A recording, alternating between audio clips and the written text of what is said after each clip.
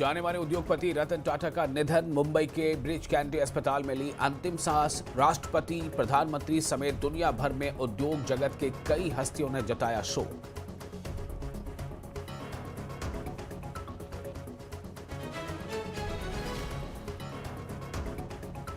सूत्रों के मुताबिक 15 अक्टूबर को हरियाणा में नए सीएम का शपथ समारोह। 12 अक्टूबर दशहरे के बाद होगी विधायक दल की बैठक। नायब सैनी को चुना जाएगा विधायक दल का नेता।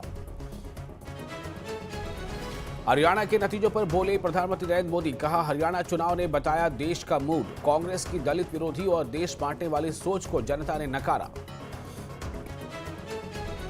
कार्यवाहक मुख्यमंत्री नायब सिंह सैनी ने जीत के बाद पीएम मोदी, अमित शाह, राजनाथ सिंह, जेपी नड्डा से की मुलाकात के बाद बोले सभी रही शिष्टाचार मुलाकातें।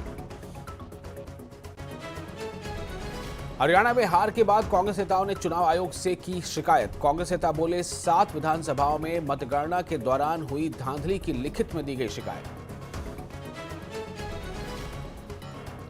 कांग्रेस की पूर्व महासचिव मार्गरेट अल्वा ने हरियाणा कांग्रेस में बिखराव और सार्वजनिक झगड़े को बताया हार की बड़ी वजह। संतुलन के साथ स्थानीय चुनाव पर फोकस करने की दी नसीहत।